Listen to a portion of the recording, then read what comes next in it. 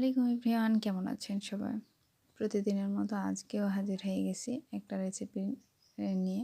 তো রেসিপিটা কি আপনারা টাইটেল এবং থাম্বনেল দেখেই বুঝতে পারছেন যে আসলে কি।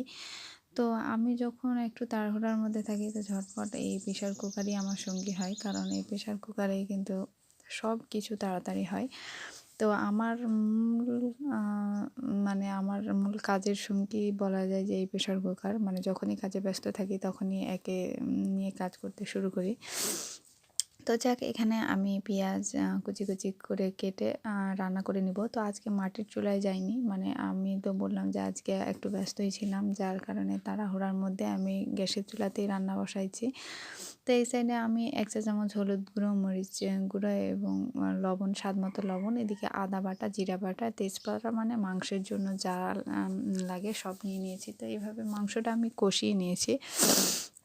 তার আগে কিন্তু আমি আলু গোটা, গোটা করে আলু ভেজে নিয়েছি। মানে এখন যেহেতু নতুন আলুর সিজন, সেহেতু তো মানে নতুন আলু যেভাবেই রান্না করেন না কিন্তু ভালো লাগবে। তো আজকে মাথায় আসলো যে গোটা আলু দিয়ে রান্না করি। তো যাক, মাংস রান্না তো সবাই জানেন। কম বেশি প্রায় সব আপুরাই পারেন মাংস রান্না করতে। তো এই যে আমি প্রেসারে মাংস, পেঁয়াজ সব মশলা কষানোর পর গোটা আলু সহকারে আমি কিন্তু চড়িয়ে দিয়েছি। তো দেখতেই পাচ্ছেন যে আমার প্রেশার কুকারে সিটি দিয়ে দিয়েছে এবং রান্নাটাও আমার হয়ে গেছে প্রায়। তো এই রান্নাটা কিন্তু আসলে অনেক মজার হয়েছিল। আর যেহেতু গোটা আলু দিয়ে রান্না, মানে আলুটাও কি সুন্দর সিদ্ধ হয়ে গেছে, মানে অল্প আমার দিলেই কিন্তু কেটে যাচ্ছে। তো যাক, এভাবে রান্না করে অবশ্যই আপনারা দেখবেন। আর বিশেষ করে অল্পতেই খুশি হওয়ার চেষ্টা করা যায়। এখানে কিন্তু আমার অল্প মাংস ছিল, যেটা আমি অল্পতেই খুশি হয়েছি। যাক, আমার মাংসের কালারটাও কিন্তু অনেক সুন্দর আসছে, আপনারা দেখতে পাচ্ছেন। তো এইভাবে রান্না করে দেখবেন, এতটা মজা লাগবে। আর আগে পেঁয়াজ-টেয়াজ সব কষানোর পর সুন্দর করে রান্না করবেন, ভালো লাগবে। তো এইভাবে ঢাকনাটা দিয়ে রেখে দিবেন, মানে অল্প আঁচে হালকা করে ঢাকনাটা দিয়ে রেখে দিবেন, খুব ভালো লাগবে। তো যাক, আমি অল্পতেই খুশি আর অল্পতেই ইনশাআল্লাহ ভালো আছি। আর দেখতেই তো পাচ্ছেন যে আসলে মাংস আমার এত সুন্দর হয়েছিল যে এখানে কালারটাও যেরকম দেখতে সুন্দর, সেরকম কিন্তু খেতেও মজা হয়েছিল। তো যাক, আর আপনাদের লোভ দেখাবো না। তো যাক, আসলে যেহেতু আমার কোনো ঘোরার জায়গা নাই বা ঘোরা হয় না, আসলে বাড়ির কোনো চাপের কারণে হয়তোবা বা অফিসিয়ালি এভাবে কোনো জায়গায় যাওয়া হয় না, যে কারণে ঘোরা হয় না। তো এই জন্যে ভাবলাম যে হালকা বাড়ির পাশেই ঘুরে আসি। যেহেতু আমার বাড়ির পাশে বড় একটা আম বাগান আছে। তো দেখতেই পাচ্ছেন যে আমের বাগানে কিন্তু মুকুল, এই সময় কিন্তু প্রচুর মুকুল হয়। আর এই বাগানে কিন্তু আমার ভরা মৌসুমে, মানে আপনার যেরকম ভরা মৌসুমে ভরা আম বাগান, সেরকম কিন্তু প্রচুর আম হয়। তো মাশাআল্লাহ, খুব বাগানে খুব বলবো না, মানে আল্লাহর রহমত অনুযায়ী বাগানে মুকুল আসছে। মানে প্রত্যেকটা গাছে আসেনি, কিন্তু কিছু আসা শুরু করছে। তো যাক, আশা রাখছি যে এই বাগানে ইনশাআল্লাহ আম ভালো পাবো এবং ইনশাআল্লাহ লাভবানও হওয়া যায়। তো যাক, সব কিছুর মূল কারণ হচ্ছে আল্লাহর সন্তুষ্টি।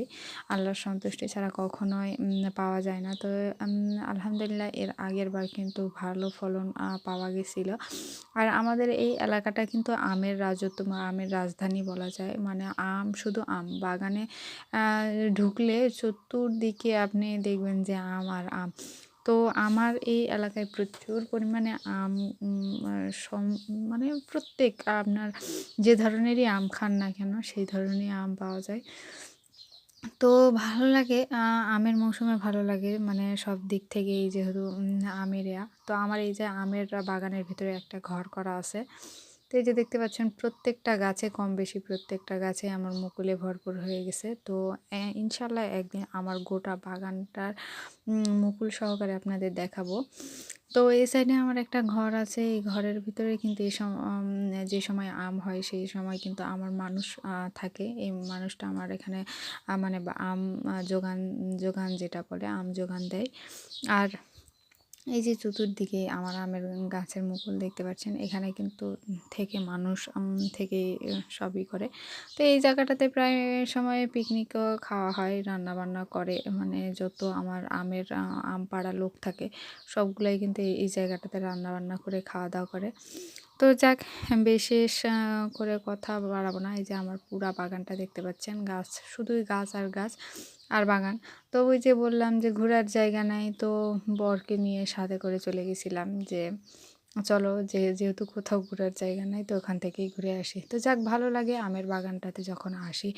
আর আল্লাহর দেওয়া যখন ফলন গাছের বা সম্পূর্ণ দেখতে পাই তো ভালো লাগে। তো এখানে আমার লাউ ধরছিল, কখন লাউ ধরছে আমার বাবুর বাবা কিন্তু জানেই না যে লাউ ধরছে, ধরে কিন্তু বুড়া বুড়া হয়ে গেছে, একদম শক্ত, যে লাউগুলো কোনো কাজে আসবে না। তো বড়ি দেওয়ার জন্য হয়তো বা কাজে আসতে পারে। তো যাক, এই যে দেখতে পাচ্ছেন আবার প্রত্যেক গাছেই কিন্তু মুকুল, আলহামদুলিল্লাহ আলহামদুলিল্লাহ। তো যাক, আরও আশা রাখছি যে আরও ইনশাল্লাহ আরও মুকুল আসবে এবং আপনাদের সাথে শেয়ার করতে পারবো এবং সহকারে আপনাদের ইনশাল্লাহ এক সময় দেখাবো। তো দেখতে পাচ্ছেন, তো আকাশটা কিন্তু দারুণ ছিল, অনেক সুন্দর ছিল। ভাবলাম যে আপনাদেরও দেখিয়ে দিই, ক্যামেরার মধ্যে কিন্তু আকাশটা কিন্তু অনেক সুন্দর লাগছিল।